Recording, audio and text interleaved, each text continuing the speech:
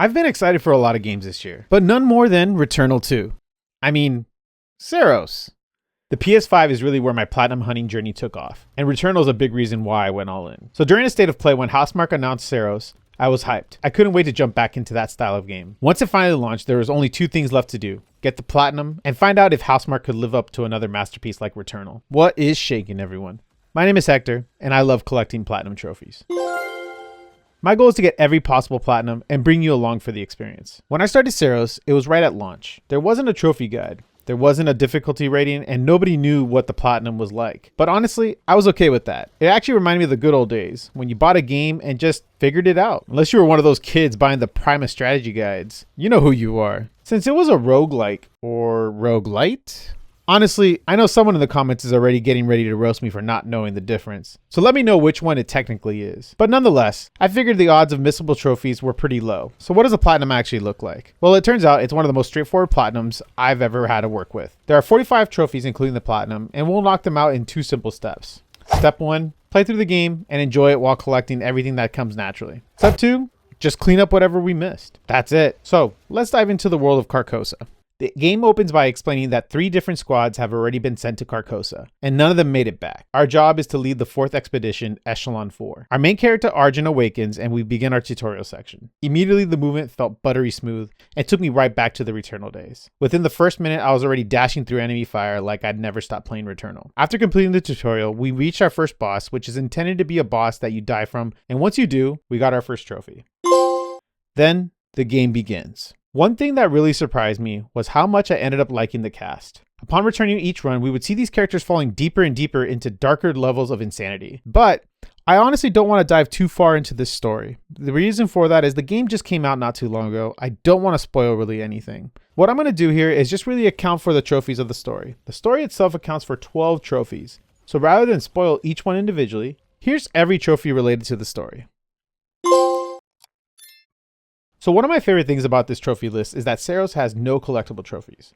All the trophies are either tied to some kill-related challenge or some other miscellaneous type of thing to do in the game. The one thing I'll definitely give credit to is that this was easily one of my favorite trophy lists to work through in a long time. So we jumped into our first biome known as Shattered Rise. The game has random procedurally generated maps on each run. Now the randomness tends to wear off after a certain number of runs, as there is only a certain number of fixed rooms, and then you've eventually seen them all. One of my favorite things about the game is that you're not really being guided to anything, other than like on your mini map, you see a little marker of where to go. Other than that, you're really on your own. You're figuring out how to go, you're dealing with the enemies, you're figuring out what's the best method of attack, and then from there, clearing out room by room and just getting yourself stronger and stronger. As I mentioned earlier, the majority of the trophies are some sort of combat trophy or again, some miscellaneous trophy. So our next trophy was that we got for dispatching a shielded enemy with a mid-air melee attack.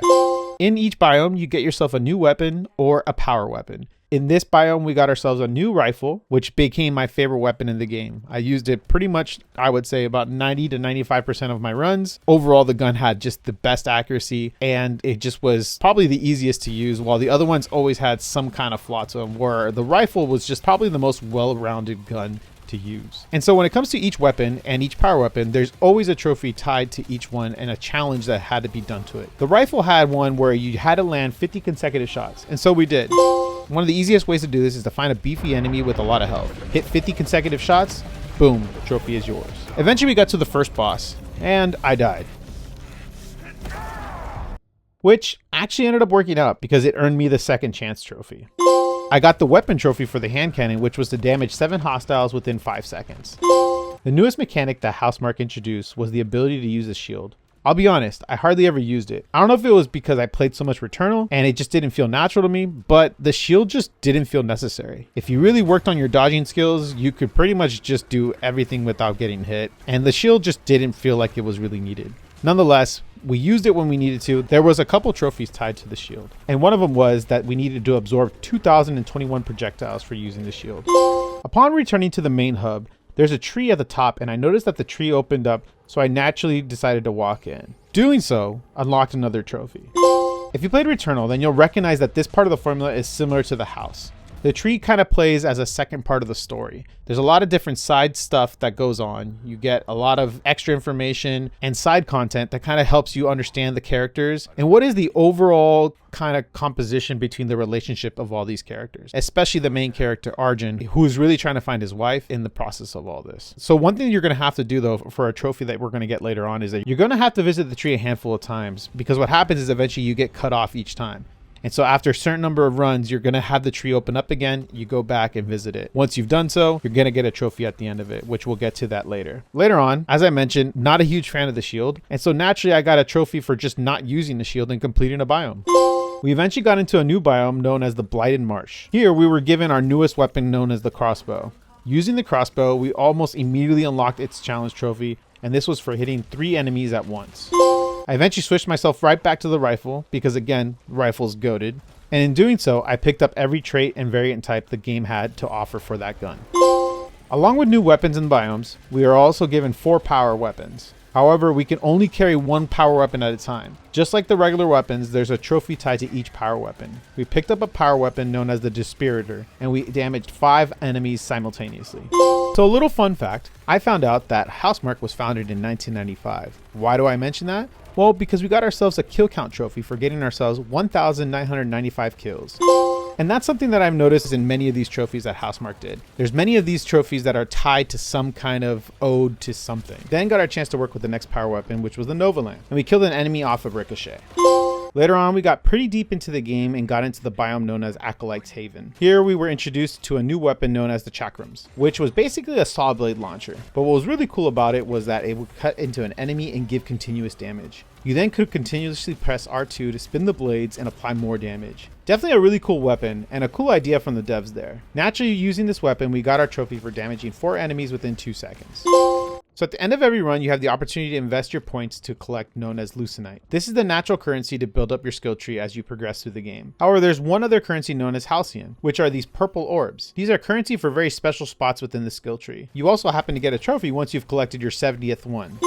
So I guess I kind of lied. There's a semi-collectible in the game, but overall it's something you're going to want to get as it's a natural buff in the game. The good news is that they aren't hidden like in a traditional collectible sense. There are these green clusters that are scattered throughout all of the biomes. Grabbing each one raises your max health permanently. So as you can imagine, this is really useful to have for the late game bosses. These clusters are known as augments, and we got a trophy for grabbing our 20th one.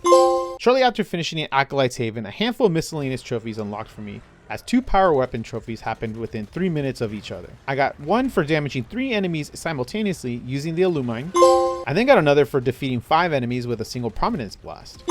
So something I will say, a major difference between SAROS and Returnal is that I found SAROS to be significantly easier than Returnal. The biggest reason why is that I felt like this time around, the game gave you so many opportunities to get through each biome. For example, there are modifiers that you can use to make the game easier. And these modifiers can really be exploited pretty easily if you want to. Some of these so-called hard modifiers can be completely pointless at a certain point in the game. Like there's a modifier that removes the ability to gain Lucenite, but at some point you've become so beefy that you don't need any more Lucenite. So you basically negate the buffs you enabled and it was of no consequence. Another thing that I felt masked as something challenging, but in the end was something that made the game easier, was the fact that each biome had a nightmare gate. These gates were portals to another area where you had to fight 3 large waves of major enemies. But truth be told, once you got the mechanics mastered and you got yourself into a rhythm, these are never that hard. On top of all that, if you happen to die on your run, completing one of these gates restores your second chance. So you essentially can get a 3rd, 4th, and 5th chance. I happened to do that only because there was a trophy tied to it. There was also one other trophy tied to these gates, and that was entering and completing all 7 of them. Once we completed the last one, the trophy popped. In your runs, you will encounter moments where you are forced to fight the enemies, and the only way to move forward is to kill every enemy in the area. Some areas spawn larger and stronger enemies known as alphas. After encountering and defeating 10 of them, we got ourselves another trophy. If you end up playing SAROS and you get to a point of this trophy and you're finding it difficult to find these alphas, I do recommend going to Acolyte's Haven. Almost always you'll get at least 1 alpha to spawn there, and that's honestly one of the easiest places to farm them. At this point of the game, we were reaching the end game. Shortly after beating the game for the first time, I had the opportunity to also finish off every encounter that takes place within the banyan tree. The last biome in the game is known as the Yellow Shore. This is the only biome that had a trophy attached to it, which was to collect 20 halcyons within that biome. This took a couple runs, so what I did was also combine this with a few other trophies. Those trophies involved me staggering 2 enemies simultaneously with 1 parry and using the environment to eliminate an enemy without shooting it. To be honest, the Fall from Grace trophy is a little bit of an annoying one, but realistically you just need to find an enemy that is floating over an area where they can fall off the map. And so long as they are shooting the projectiles that you can melee back at them, then it should work for the trophy.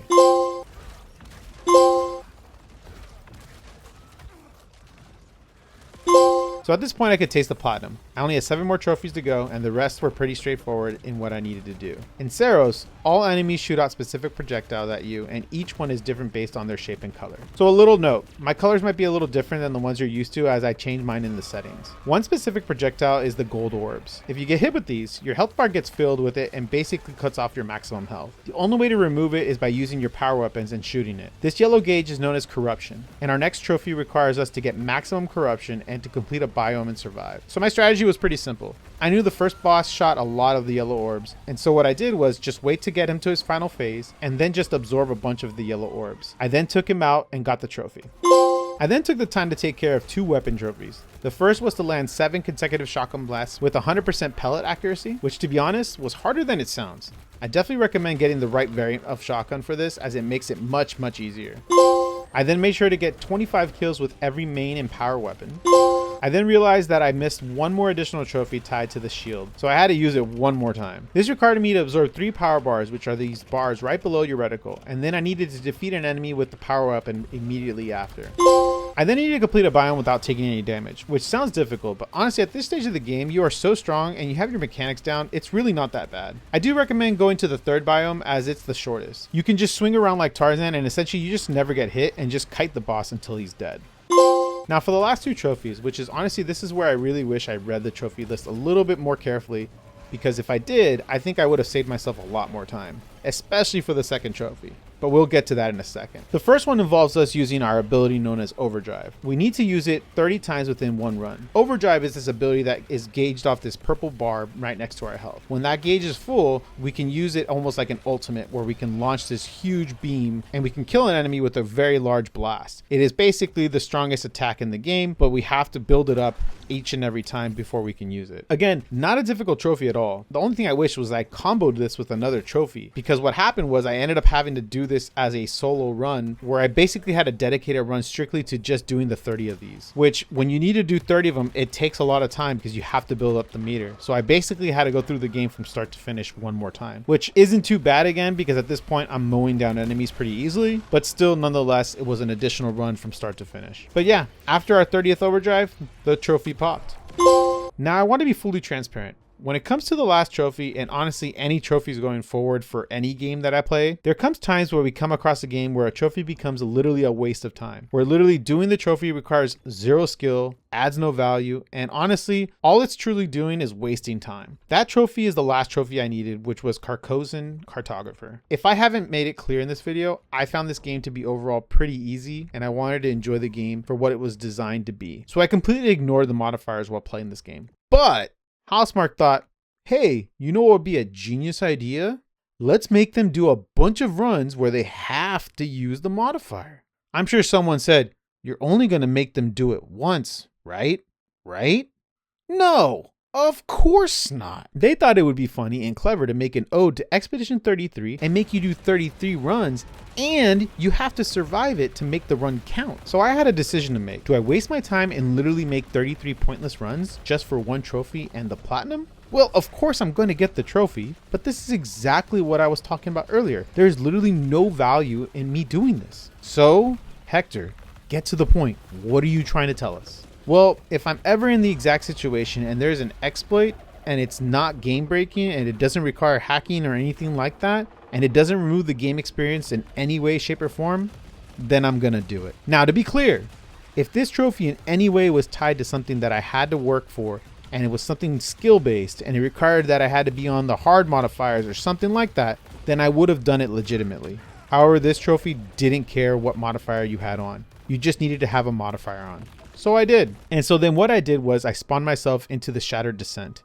and turned around. Now, I don't know if this has been patched as of today, but back when I recorded this, it existed. The exploit was that at a certain spot on the edge of this cliff, you could mount up, and if you went forward just a little bit, the game would register you completing the previous biome. Then all you would do is just jump back down, send yourself back to the main hub, and the run would count. I then rinsed and repeated 31 more times. Now you see, I at least have the integrity of doing one legit run, and that's what I did with the 33rd. And so as you see here, I did so by defeating the first boss one more time. I unlocked the trophy, and in doing so, I got the platinum right after. So, after all of that, what can I truly say about my experience with SAROS? First and foremost, I want to say that I had an absolute blast with the game. I continually had moments where I never wanted to put the controller down and just wanted to keep pushing through. Outside of Returnal, there really isn't a game out there right now that can match the intensity and speed that it provides you. The constant need of your reflexes to be alert and ready for anything to come at you is such an adrenaline rush. But I will say that this game sadly didn't live up to my expectations. I was really hoping that this game would take Returnal and go to another level, but I felt that sadly the devs fell victim to the pressures of catering to the casual fan, making the game easier and more accessible to bring in more players. And look, I get it, but at the same time, according to sales, it doesn't seem like that approach was the right idea. I mean, you have companies such as From Software who don't give difficulty options and just tell people to get good. You eventually get people to reach your expectations, and that is where I wish Housemarque went. So if I could sum up my thoughts of this game into one simple sentence, it would be, I wanted more. Not just in difficulty, but in innovation, in risk-taking, evolution. I felt like Housemarque played it safe in so many areas and just said, hey, we do this thing really well, let's just do more of this. Which isn't a horrible strategy. Many times we as gamers complain when devs stray from what makes their games great. But what does make things worse is when you oversimplify a game, and especially at the cost of a potentially really good story that fell extremely flat at the end. Well, I hope you enjoyed your time on my journey through SAROS, and I hope to catch you again on my next journey. Thanks for watching, and don't forget, we're along for the ride.